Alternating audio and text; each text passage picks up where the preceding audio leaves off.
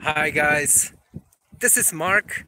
I am Mark the Mesol, and we are just started a live show. Welcome. I hope some people join and we can talk about life and about crypto bear market. Um, it's been a while that I did a live show. I hope the connection is well this time, but that we will only discover later. So I can start by hi guys, hi Gaurav, how are you?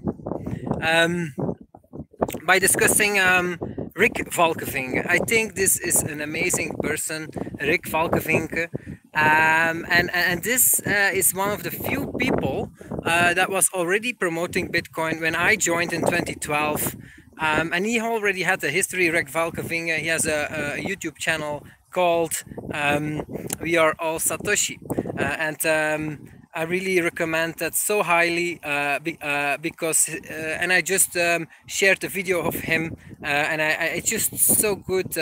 It's called the Crypto Market Analysis of 2018, and he compares it with his analysis he did in 2011, 7 years ago. He also did that, and I remember vaguely I saw his videos also at the time, and he together with of course Roger Ver at the time, and also with Trace influenced me, and that was also Da Vinci. He still has a YouTube channel today.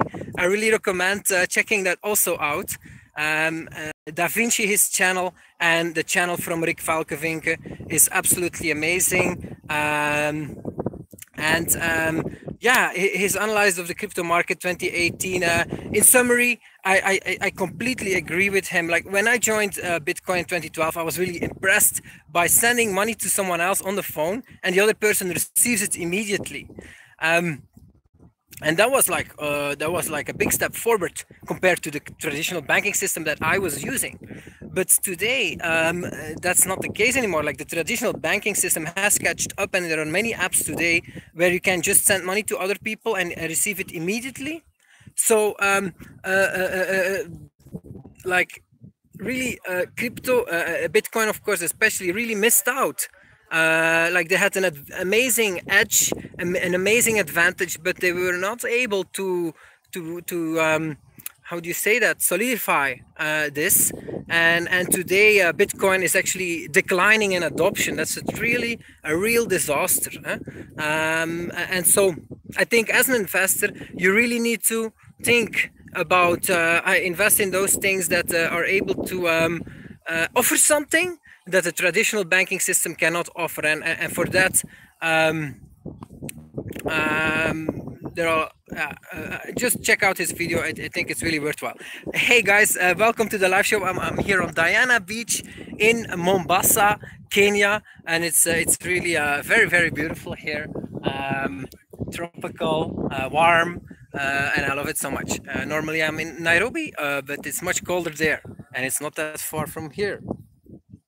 So let me check the chat and keep up with the chat this time also. I hope the connection is good for you guys. And let me check the chat. Hi, all, welcome. Hi, Robert. Hi, Sebastian. Hi, Bukesia. Hendrix. Hi, Alex. Hi, Blockchain. How are you guys? The first question, when do you think we will see the bottom of this bear market, this year or 2019? Yeah, I discussed this many times, and I think it will be 2019 in the middle, and that's just a game of odds. Can be the beginning, can be the end of 2019, but the most probable is in the middle of 2019, and the most probable is that Bitcoin will bottom out first, and then also the other bigger coins shortly after, and but the smallest coins will take double as long, so till the end of 2020. I'm still thinking about where to put my buy orders are for Bitcoin Cash and for Bitcoin, but I am really afraid to buy Bitcoin because yeah, I'm just afraid. I'm just afraid because the fundamentals are so bad. But I think what we are seeing is that the bear market is really starting here, and you really have to be very careful to become pessimistic. This is really what really like it influences you so much, your mind, whether you're optimistic or pessimistic, whether you have a positive outlook or a negative outlook, you will always find reasons to justify that outlook, and it all starts with this feeling, and yeah, you have to be very careful for that. And I think this is starting, and you will see people become negative that have been positive. As prices go lower, they become negative, and I've of course had that many times in the past too as an investor. And we all had just recently, half a year ago, the inverse, that you become positive, the higher prices become, the more positive and the more optimistic you become about the higher prices and a great future. But actually you should do the inverse. So um, uh, uh, so so uh, it's always good to see the negative when things are when everybody's optimistic. It's very good to look at the bad things that people are not seeing. But the inverse, as prices go lower and lower and people become more and more negative, it's very, very, very good to look at the positive things.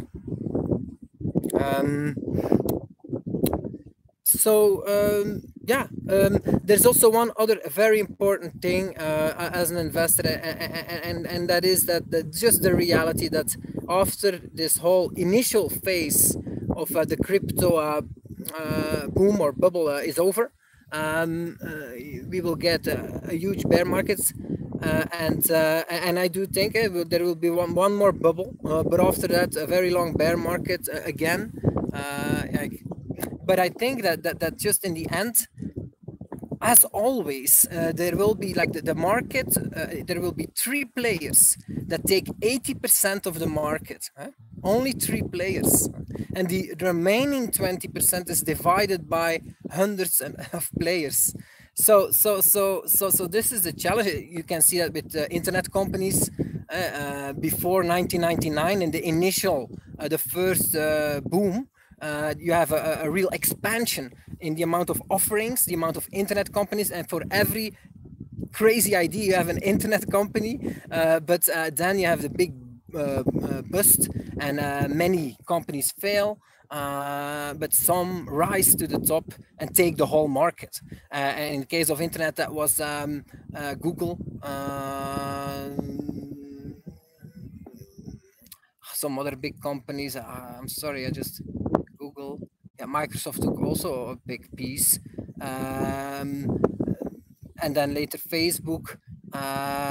So these are like, you don't have that many really big companies that dominate the internet and that offer a lot of services.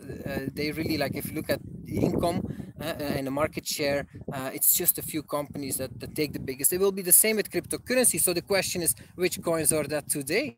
Which coins have the chance to become? Oh, sorry, Amazon. Sorry, of course, Amazon. Amazon, it's amazing, that story, yeah? But indeed, Amazon, I forgot that one.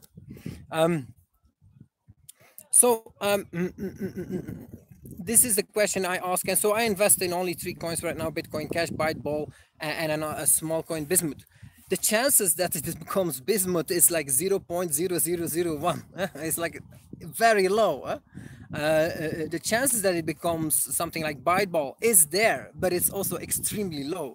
It's like 0.01 or 0.1% chance that Byteball will be one of those big players.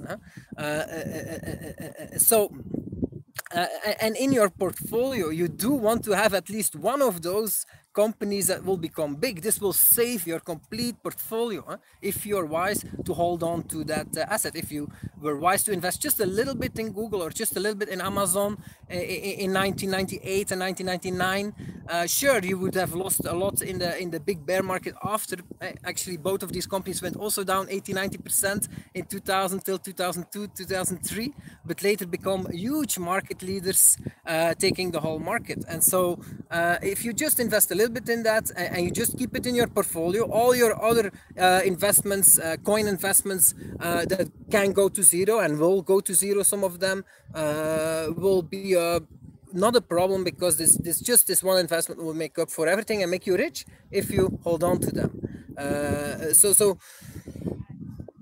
But of course, it's much more easy to say than done, because as a passive investor, you're constantly analyzing the market, and actually you do like reevaluate things, and things just change over time, and it's just impossible. Now it's easy to say, oh, you should have invested in Google, Amazon in 1998, 1999, but actually that was not easy at all. Huh? So so I think actually Bitcoin Cash has a really big chance today, and that can change tomorrow. But today, as things stand, to become one of these very big players. Even though there's a lot of drama right now in Bitcoin Cash, this will all go away. A person like Craig Wright will just leave the scene, or split off with some project that just becomes irrelevant.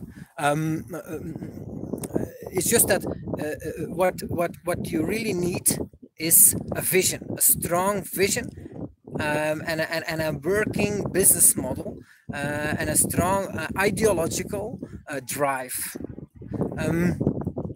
This is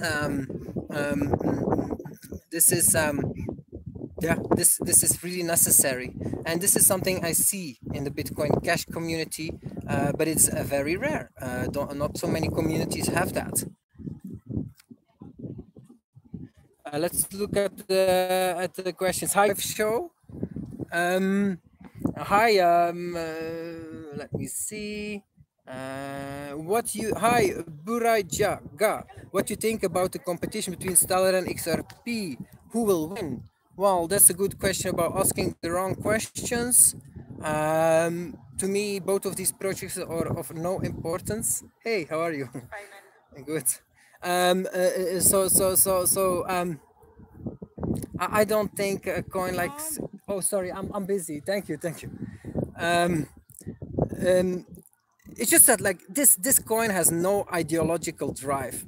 XRP, Ripple, is actually a very old project, older than Bitcoin.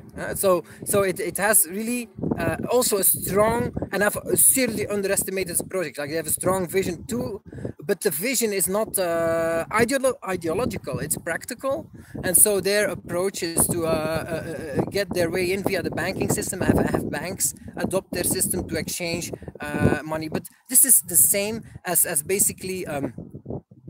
During the internet era, wanting bookstores to connect to the internet, and have people make an easier way for people to find their local bookstores, and for bookstores to exchange information with each other.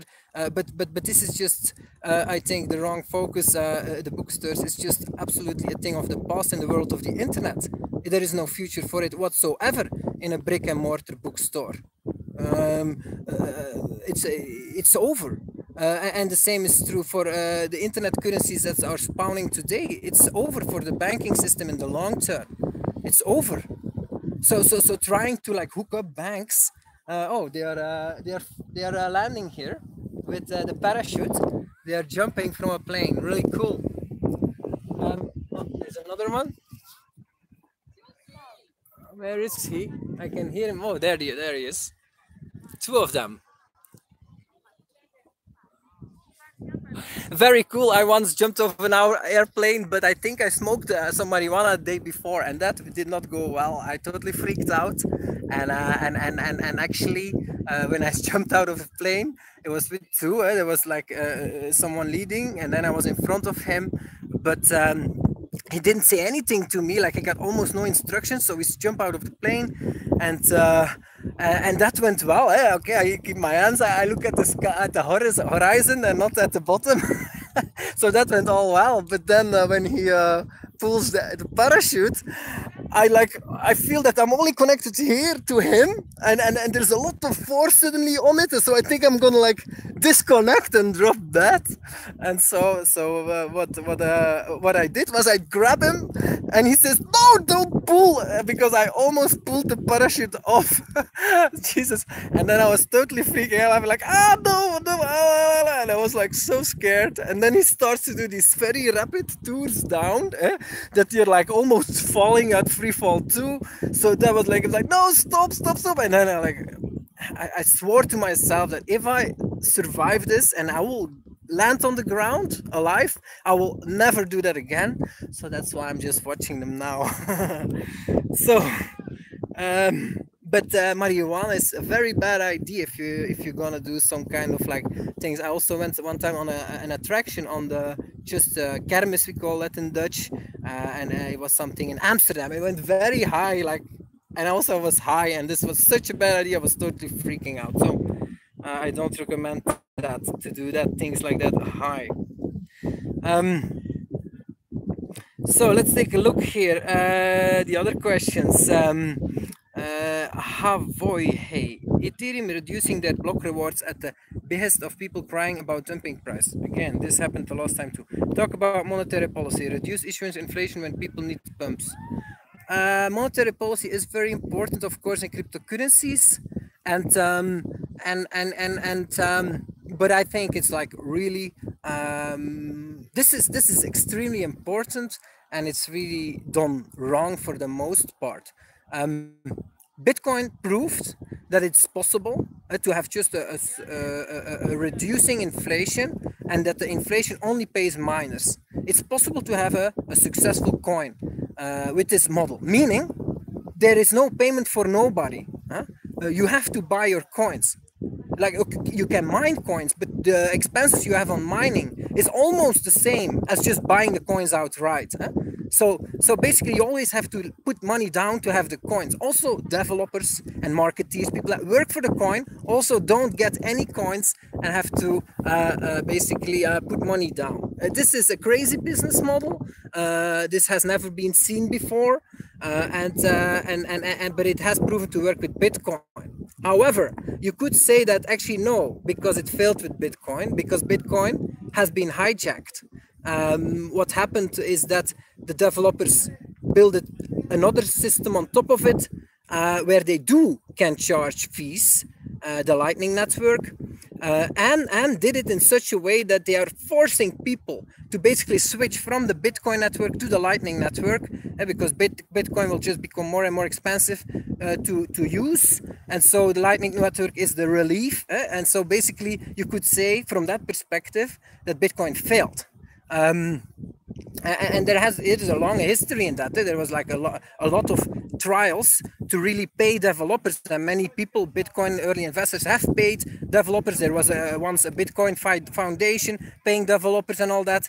But in the end, the way it has panned out is that some developers have basically kicked out the other developers and started a company called Blockstream, attracted investors, and are building now something on top of Bitcoin. So from that perspective, you could say the business model failed, but it has forked into two coins. You have Bitcoin Cash also now, and there the original Bitcoin business model is continuing, and I think will succeed because Bitcoin was really succeeding until 2015, 16. Bitcoin continued to go up in usage a lot. As long as transactions were extremely cheap, Bitcoin continued to go up in value and usage. So I think we will see the same with Bitcoin Cash, but it does need this ideology and this understanding of the economic business model that you do have to keep transactions very cheap. Nobody wants to pay $5 or $10 per transaction, except people that transfer 10K or 100K, they don't care, but all the other small transactions care, and so that's just not the way to get growth. So the business model works, but I think the business model will be slower than other business models where you do have a piece of the inflation that also pays for development and marketing. But we will see. We will see, because this is a long shot. We will have to see. But this is the business model of Ripple or Dash or many coins. Bismuth also a piece of the inflation, small coin I have, but also Byteball. They have now decided to, like, they have undistributed bytes, and they just decided a couple of weeks back 1/3 of the undistributed bytes will be used for development and marketing. So basically that's all the same. Like, it's a piece of the inflation that pays for the expenses, and I think that's the right business model, because because I just think it's a better business model than the business model of Bitcoin Cash. Why? Because it's called the tragedy of the commons. I've experienced this in other projects, also NXT at the time. Like I do a lot for these projects. Like I pay a lot of people. Like I just invest my own money, and then I use my coins to support people, give donations left and right to get things done the way Roger Ver does that too. But sometimes I just feel frustrated because I know there are many people don't do that. And so basically I pay the bills for many other people. And it's the same as you run a company and you're a shareholder in a company, and you put a lot more in, like you give shares away left and right to see the company succeed, and have people join the company, and you pay them from your own pocket. But then you have some other shareholders that don't do anything. They just sit on their shares. That's just not fair. And that's also not how companies work. Actually, the way companies work is that, well, actually, actually there is a whole team working for the company, and they get paid by issuing more shares. And then it is fair, because then the other shareholders pay the same as you do as a shareholder. Every shareholder pays for these people by issuing more shares. And I think for coins it's also a better system,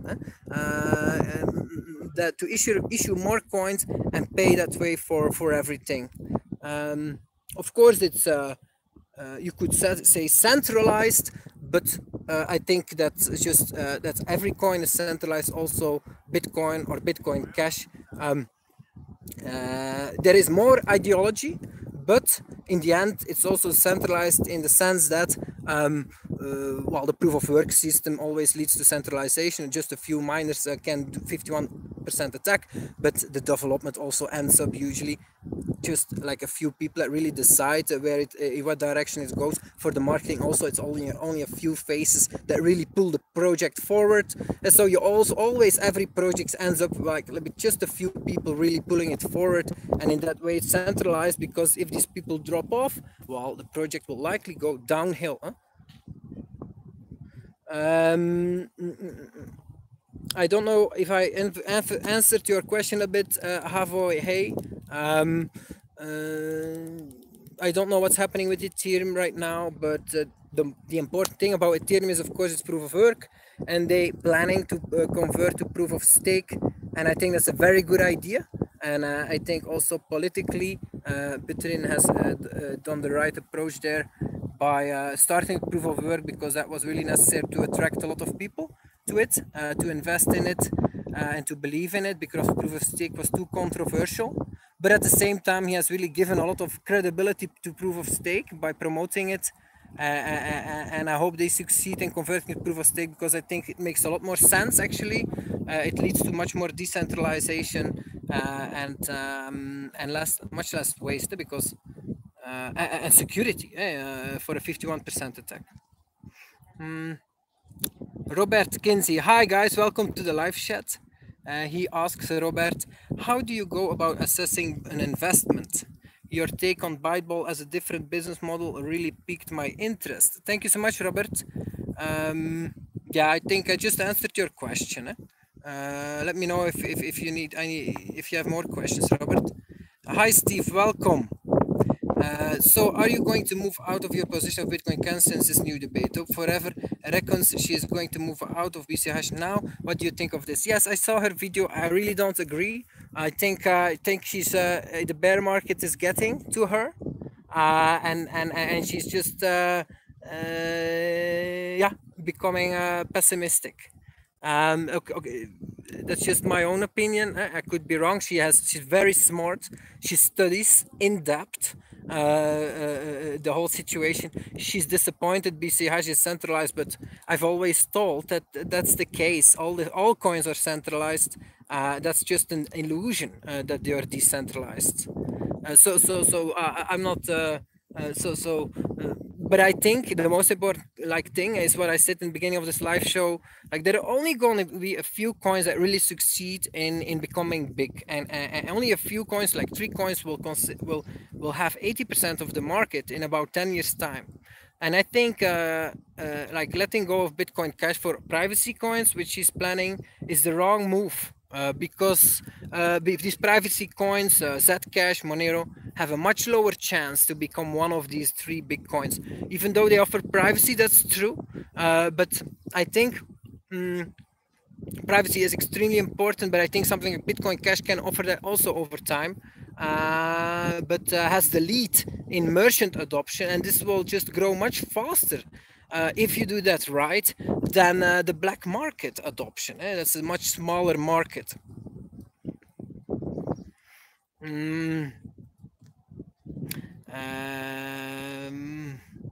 Robert says, don't do drugs, kids. Crypto Sebastian, hi. What category of coins do you think will perform the best during the next bubble? What category of coins? Oh, that's a good question. Category. I really don't have an answer to that. I'm sorry.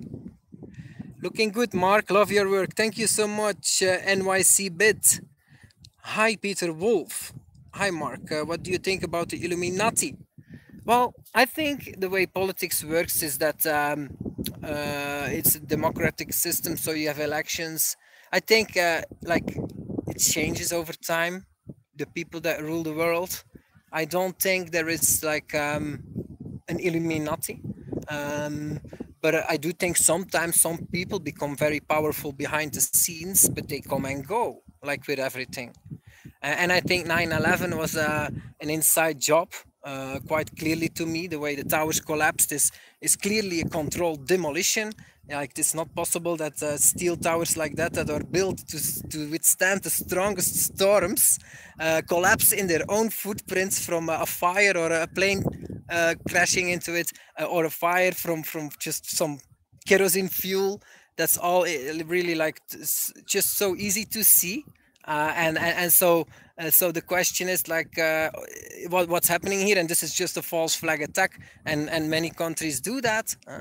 In history we've seen many countries, like Hitler has been exposed for that because he lost the war, so everything exposed when you lose a war, and they basically did also false flag attacks, several ones, by claiming that Poland had attacked them, but actually they just set that up themselves so that they could counterattack. Or claiming that the communists had put the Reichstag on fire, but actually had put it on fire themselves, and then blame it on the communists and shoot them all.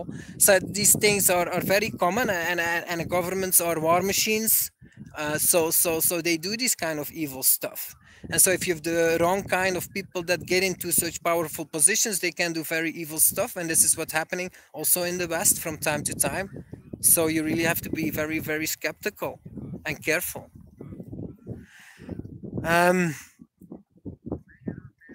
Look, Chase, have you found any product or service for which you would be happy to be paid in crypto and you actually do it? I can only find an example for which I'm happy to accept maybe 10%. What do you mean, Look, Chase? But I think there are a few things, like that's a very good question. There is one service that's very, very good. What's the name again? You can buy on Amazon and you get 10-20% discount, on average 20% discount if you use this, and you can pay with Bitcoin Cash and some other coins. I'm sorry, the name escapes me. Please post it. This is a very important service, but yeah, as I also told in other things, I've not been focused on using crypto in daily life, but I really plan to do that once the bear market is over and I go fully into crypto. Hi Daniel, welcome. Indeed, originally from Belgium. Any Ghost, hi, what do you think of Neo and Omi's Go? Neo has come, of course, to my attention. It has boomed so much, but Neo is a project that was started by the founder of BitShares, and later he also founded Steam, and then later he founded Neo. And Neo has this interesting business model. So what they did was they issued a lot of coins, sold them for billions of Ethereum, and then they sold the Ethereum for cash on the peak of the bubble. So they're sitting on billions of US dollar cash. And the business model is that they invest this themselves into coins, into projects, and then everybody gets an airdrop. All Neo holders get an airdrop of these coins. So I think that's of course very innovative, and Steam was also very innovative. BitShares too. So this guy Daniel Lanimer is a genius, but past performance is the best indicator of future performance, and he has left every project. So it is very likely he will do this with Neo too. And what happens with the project after he leaves? Well, it just goes sideways. I mean, Steam, yes, it's growing, but there are so many issues in Steam that need to be resolved to really make it user-friendly enough and simple enough for the mass market to start adopting this, and they are not really doing that. So I think like the problem with the biggest problem with the project is when the founder leaves, will there be other leadership taking over that's really continues to grow the project? And I've not seen this with BitShares and Steemit, so I'm really afraid with Neo it will be the same. And also like the way they set up the structure is they basically have billions of cash, but it's owned by a company. They set up a company structure also that owns these billions of cash, and so basically what he could do is just sell out his shares, because there are also big investors now joining this company. I don't know the name of this company, but it would be no surprise to me that he's already exiting this project and has already cashed out like for himself like hundreds of millions, and is already busy with something else. I would not be surprised by this at all. And also Neo has pumped so much, like this is not a project to invest in my opinion.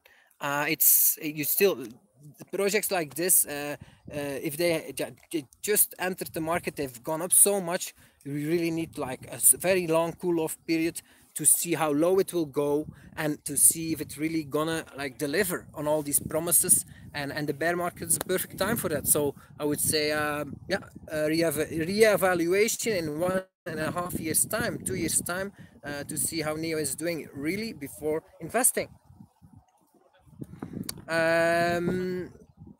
Burajaga, I'm also from Belgium, Antwerp. Hi, welcome, nice to hear. Hi all, welcome to the live show. What do you think of Cardano? I haven't studied this, I'm sorry. Emma B says, who is moving out? Can you repeat the name of the person? I'm talking about the founder of, is it Neo? I'm sorry, you have Neo and EOS. I might have mixed up these two projects, but I think it's EOS, Daniel Lanimer. Low, I'm listening a little bit behind, but just heard your comment on Amazon being an amazing story, and it is, but the most amazing part of the story to me is that they don't have to make profits. Low. Hi, NYC. This is a big misconception about Amazon, that they don't make profits, and actually I was fooled by this also in the beginning. Let me just find another position here.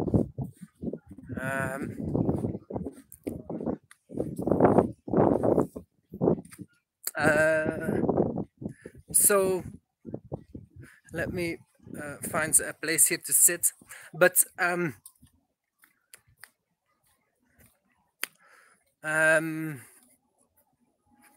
moment. Where was I? I lost my track. Let me just check the chat.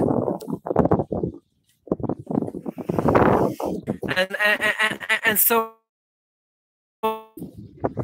that's how it works, and of course how a good bookkeeper also like sets up your I never understood that, like why would you declare like tons of profits and pay like 30% taxes on that? There is always expenses to find.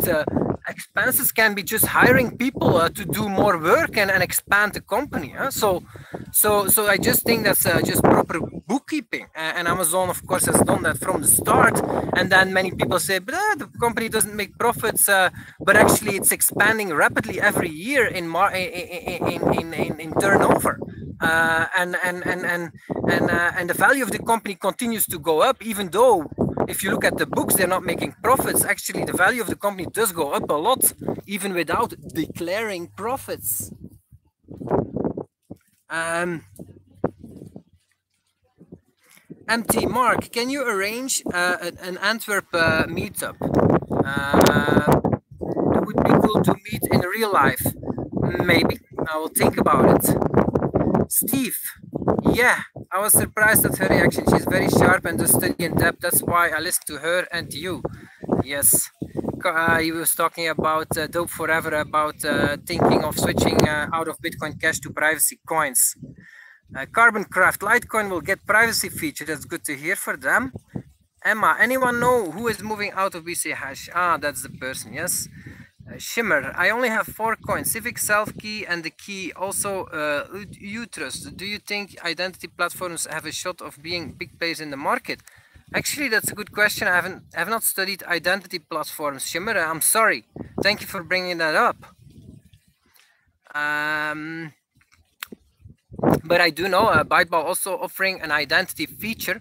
You can verify your identity. You can create a separate wallet for that in the wallet, and verify your identity via a bot. You even get paid for that, and then it's very easy for ICOs when they launch that you can invest. They can set it so that only verified or only accredited investors. Or verified investors, identity verified investor can invest in the project, and so this is the way Byteball is playing this target market. And so the ICOs don't have to do that work anymore, because in Byteball you have X amount of users that already verified their identity. Martin King says, been missing you, dude. Thank you so much, Martin. What are your thoughts on Nano and Bismuth? Bismuth I've invested in, but it's because it's managed by a friend, and I still have to see if they really do well. I think the project is managed well, but I'm not sure if they're gonna succeed in finding a real adoption and real utility. That's really not certain at all. I just invest in the project because I think the person leading it is a very smart guy. Is there not too much wind, guys? I hope not. Maybe I should switch location. Let me just check.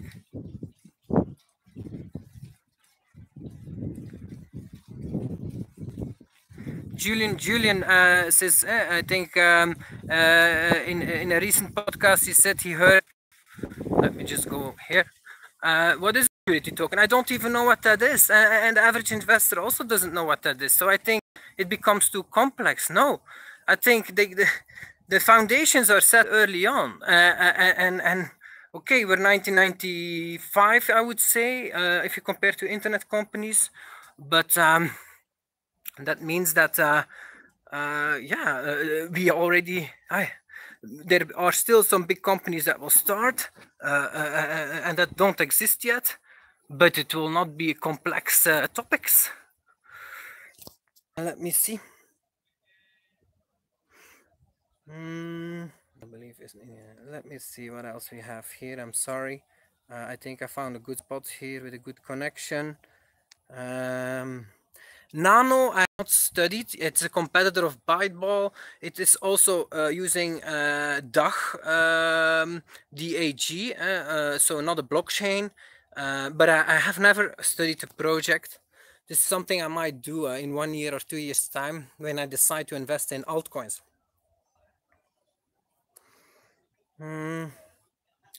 You're so confident it's an inside job, says LexDB. I agree some things do not add up, but I can't say with certainty what happened. Okay. Martin King, watched your interview with the Spanish lady in Thailand. It was great. Thank you so much, Martin. Do you know her? Just from the internet, we know each other. Dope Forever. Yes. What do you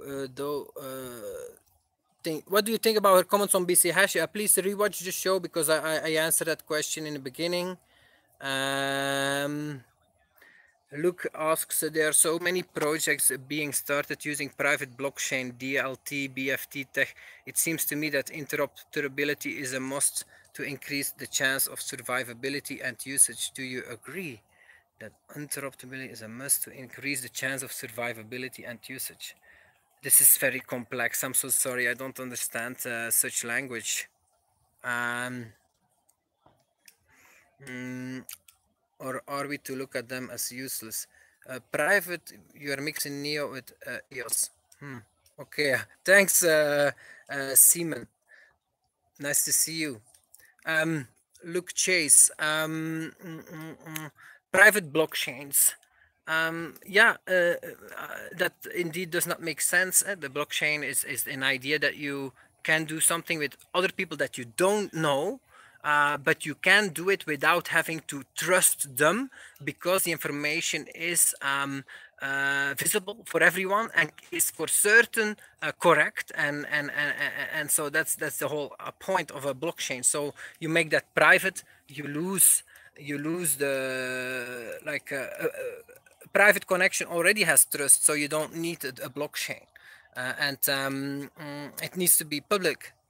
And then if there is no trust now, then it's a blockchain can be useful.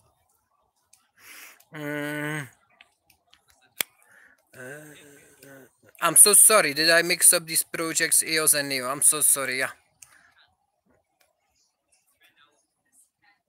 Steve Wallace. Many people are dropping off here. I think the connection is very bad. Uh, um, to have a better performance than BTC in the last. Frank, hi Frank. Altcoins used to have a better performance than BTC in the last moments of the BTC bull run. That's correct. But how can we identify those last moments? Well, that's actually quite simple. You can. It's always first the bigger coins that pump, and then the smaller coins will follow. So, like right now, we're waiting for the bear market to turn around. If there's anything you want to invest in, is the bigger coins because they will be the first one to turn around and to pump. But once that happens, and you think that okay, the bull market has started, and you got a good pump in your big coin, then you can diversify it into a small coin, because the next stage is that the small coins will also pump. So it just always switches. Look, Chase, your point about giving away coins. I do give a lot, but amazingly, so many just do nothing with the gift. Thank goodness text coins can be reclaimed. Yes, look, Chase, I love text coins too. I use that with Byteball. You can send people bytes and black bytes, but I also noticed some people don't even claim them. They just have to like click the link and install the Byteboard wallet, and automatically they will be like get those bytes and black bytes. A couple of clicks, that's it, and they still don't do it. And indeed, you can reclaim them later. I do that also often, and it's really cool. Luke Chase says he has given many tips to people like mechanics, waiters, barbers, etc., but they just don't bother. Yeah, and then wonder why they have no opportunities. Yes, that's true. Look, and it's great to hear, man. You give away a lot, and yeah, but yeah, it's the art of selling. Even if you give free candy, you still have to but actually it's not free candy. That's easy. You open it, put it in your mouth. It's sweet, it's good. Free coins is a hassle, because you need to like install it also. Yeah, you need to the selling process. That's why I think ideology is very important, because practically it doesn't make much sense to put the energy into claiming some small value of coins. Why would you do that? Like financially, even if the project is successful and does 100x, it still is not like a worthwhile amount of money. So that's why they don't claim it. That's why I think ideology is very important, and that's why voluntarism, like the ideology of voluntarism and state, if you start seeing what goes wrong in our society, why have government so much power, is because they can just issue more money and pay themselves with that. And you will always win if you have an unlimited amount of resources. You can hire so many cops and so many tax collectors and so many judges to basically and so many buy so many war machines and armory because you have an unlimited amount of money. The price is paid by people losing their purchasing power, but that's only after. In the beginning, you can spend like crazy and basically yeah, rule the world. And this is a very sick system. And so that's what cryptocurrency solves by having private currencies. They cannot issue more money Government cannot issue more bitcoins, so they lose that source of income, and so they can only have their income from taxes. That will be a big step forward to have a better world. And so this is the main driver. Like people that really have this ideology, they are really using cryptocurrency and storing cryptocurrency because of ideological reasons, and they are willing to go through the hassle of using something that's like too early, not user friendly. You need to put a lot of brain power into it to do it well, to buy it, to store it, to guard it. But you need a driver, and the driver is not making money. It's not enough because you don't really make that much money with it. If you don't have money already to invest in it, you can make a lot of money with it, but not if you just accept some free coins and store them. You really have to like go all in and study it much more, and basically your life revolves around it. Then you can make a lot of money with it.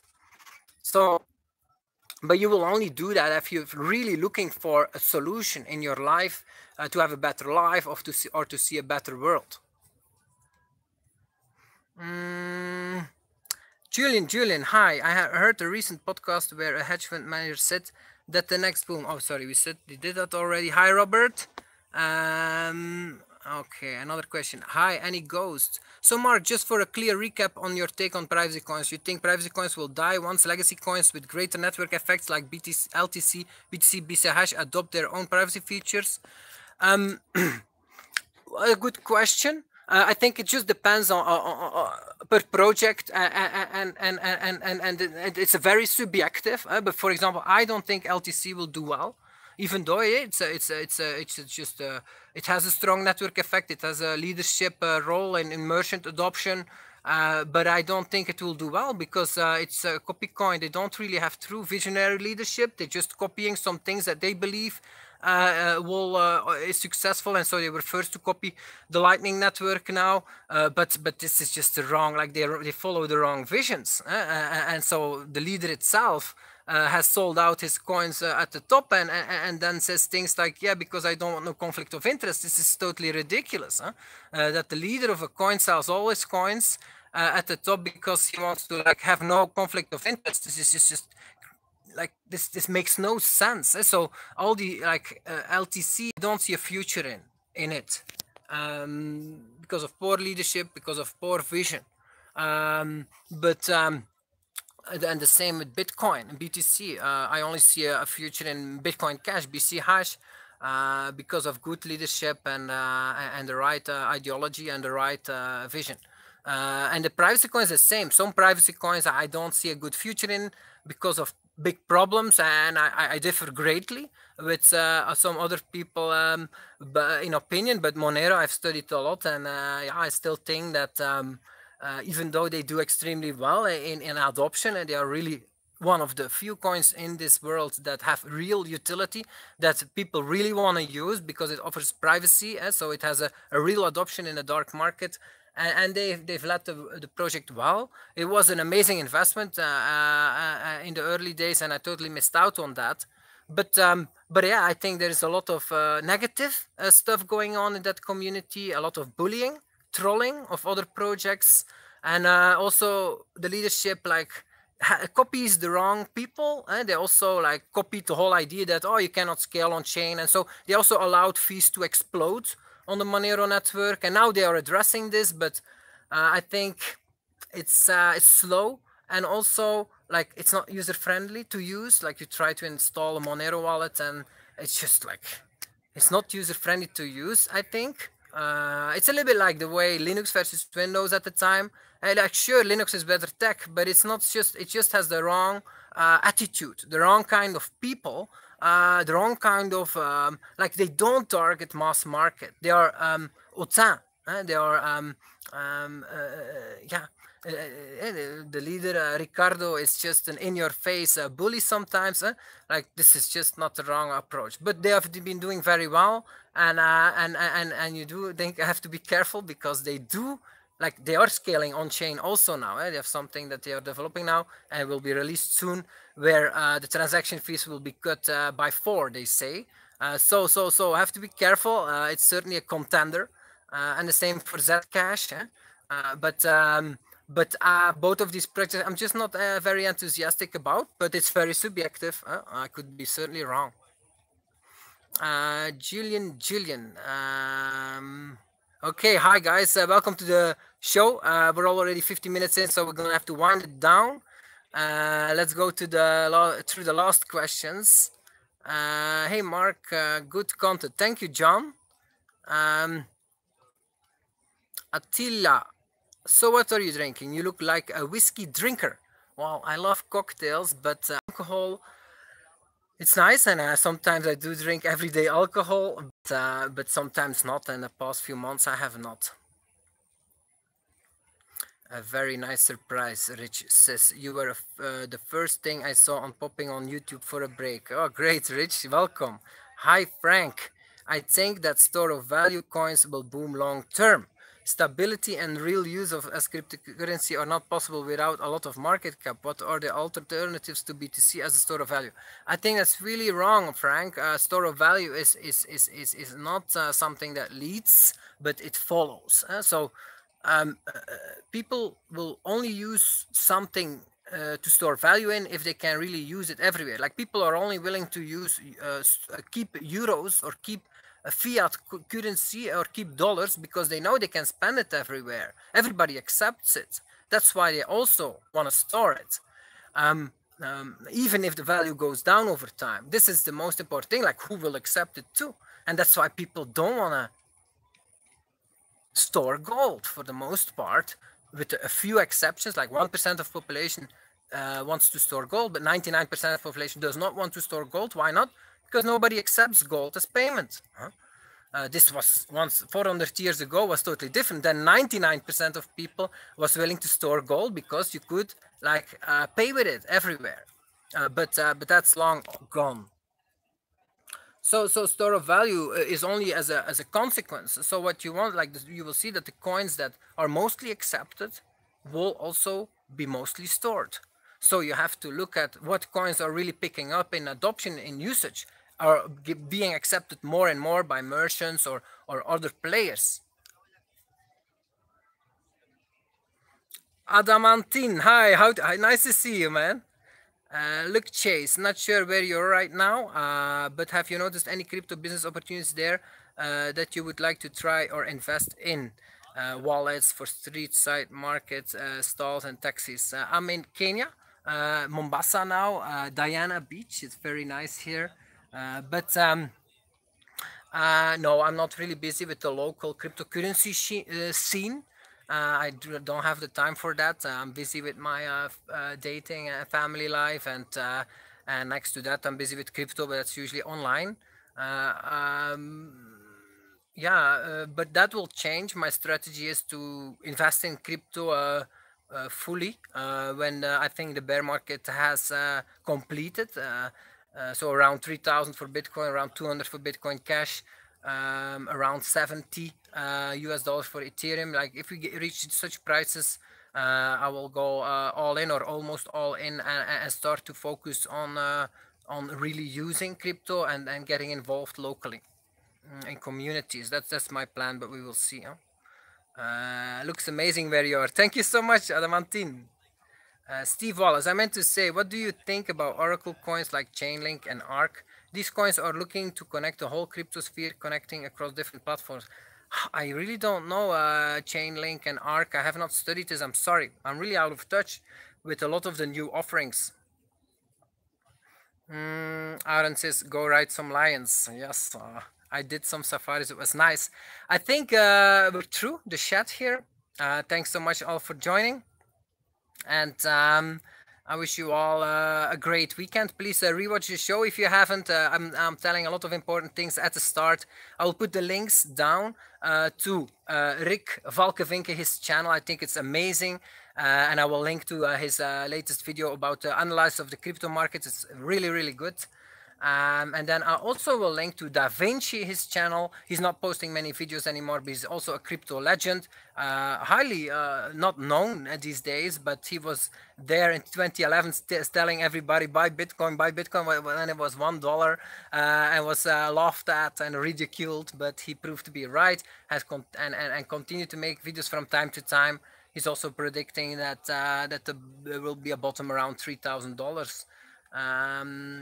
And so I will link these two channels. I think they are very, very good. But the Rick Valkevink is not about price, but it's about fundamentals and ideology. And I think this is extremely important. You can learn a lot from him.